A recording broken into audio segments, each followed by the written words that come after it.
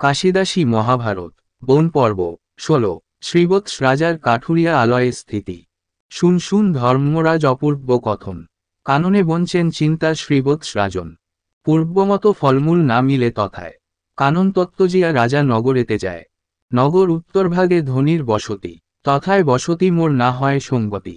দুঃখী হয়ে ধনাঢ্যের নিকটে না যাবে, দরিদ্র দেখিয়া মোরে অবজ্ঞা করিবে।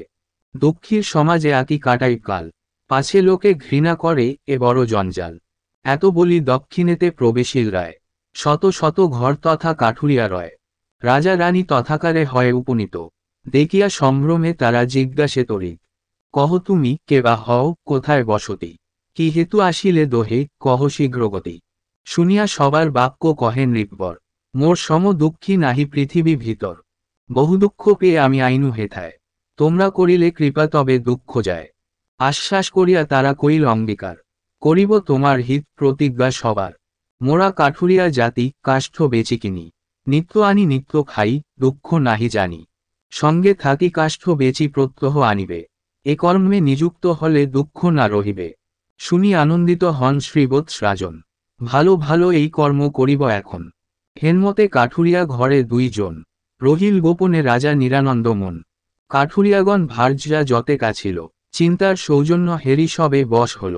নানা ধর্ম নানা কর্ম করান শ্রবণ, শুনিয়া সন্তুষ্ট হল সবাকার মন। সবা সঙ্গে সখীভাবে আছে রাজরানী, শিষ্টালাপে থাকে সদা দিবস রজনী। প্রভাতে কাঠুরেগণ চলিল কাননে, রাজাকে ডাকিল সবে যাই বনে। শুনিয়া চলেন রাজা সবার সংহতি, ঘোর বনে প্রবেশে করিল শীঘ্রগতি। কাঠুরিয়াগণ কাষ্ঠ ভাঙবিল অনেক, বড় বড় বোঝা সবে বান্ধিল যতে। ফলমূল পত্রপুষ্প নিল সর্বজন, আমি কি লইব চিত্তে চিন্তিল রাজন। নিন্দিত না হয় কর্ম, ক্লেশ না সহে, অথচ আপন কর্ম প্রকারে সাধে। চিনিয়া লইল রাজা চন্দনের সার, কাঠুরিয়া সঙ্গে সঙ্গে চলিল বাজার। বাজারে ফেলিলা বোঝা কাঠুরিয়া কুল, গৃহিল কাশি সবে করি নিল মূল। কেহ পায় চারিপন কেহ আটপন, কেহ বা বেচিয়া কেনে খাদ্য প্রয়োজন। চন্দনের কাষ্ঠ লয়ে শ্রীবৎস রাজন, বেচিবারে যায় তবে বণিক সদন। দিব্য চন্দনের সার পেয়ে সদাগর, করিয়া উচিত মূল্য দিলেক সত্তর। টঙ্কা দুই চারি রাজা বেচিয়া পাইল, অপূর্ব বিচিত্র দ্রব্য কিনিয়া লইল। ঘৃত তৈল চালি ডালি লবণ সৈন্ধব, মশলা মিষ্টান্ন দধি কিনিলেন সব। শাক সুপ তরকারি যতেক পাইল, ভালো মৎস্য মাংস রায়ে যত্ন করি নিল। কিনিয়া অশেষ দ্রব্য লয়ে নরপতি, গৃহেতে আনিয়া দিল যথা চিন্তা সতী। রানী প্রতি কহে রাজা বিনয় বচন, কাঠুরিয়াগণ বন্ধু কর নিমন্ত্রণ। শুনিয়া সন্তুষ্ট হইল চিন্তা মহারানী, বিচিত্র করিয়া পাপ করিল তখনই। লক্ষ্মী অংশে জন্ম তার, লক্ষ্মী স্বরূপিণী, চক্ষুর নিমিষে পাপ কইল চিন্তারানী। স্নান দান করি রাজা আসিয়া সত্তর, দেখিল সকল পাক হয়েছে সুন্দর। রানী বলে সবাকারে ডাকহ রাজন, সকল রন্ধন হইর করা ভোজন। এত শুনি নরপতি ডাকে সবাকারে, আনন্দিত হয়ে সবে এল ভুঞ্জিবারে। একত্র হইয়া সব কাঠুরিয়াগণ, ভোজনে বসিল সবে অতি হৃষ্ট মন। রানী আসেন অন্য নৃপ করেন বন্টন, তৃপ্তিতে লাগিল সবে করিতে ভোজন। সুধা সম অন্নপাক খায় সর্বজন, ধন্য ধন্য ধ্বনি হল কাঠুরে ভবন। শ্রদ্ধা পুরস্কারে সবে বিদায় করিয়া, পশ্চাতে ভুঞ্জিল রাজা হৃষ্টমন হইয়া। এইরূপে কতদিন বঞ্চিল তথায়, একদিন শুন যুধিষ্ঠির মহাশয়। বাণিজ্য করিতে এক সদাগর যায়, চাপাইয়া তরি সাধু সেইখানে রয়।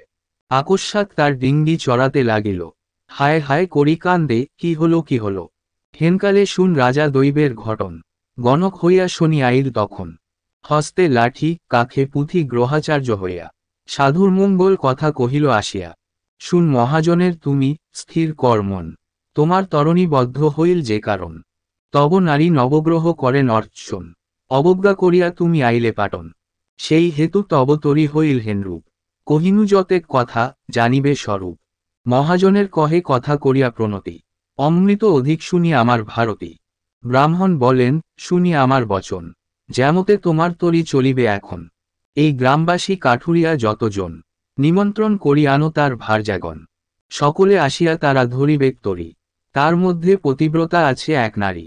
সেই আসি যেইক্ষণে ছুঁইবে তরণী, কহিনু স্বরূপ কথা ভাসিবে তখনই। শুনি আনন্দিত হইল সেই মহাজনের, এ কথা কহিয়া শনি করিল গমন। শুনিয়া উপায় সাধু চিন্তা করে মনে, পাইনু পরম তত্ত্ব দৈবের ঘটনে। কিঙ্করের তবে সাধু কহিল সত্তরে, কাঠুরিয়া জাতি সতী আনহ সাদরে। শুনিয়া সাধুর আজ্ঞা কিঙ্কর চলিল, স্তবস্তুতি করি সবাকারে আমন্ত্রিল।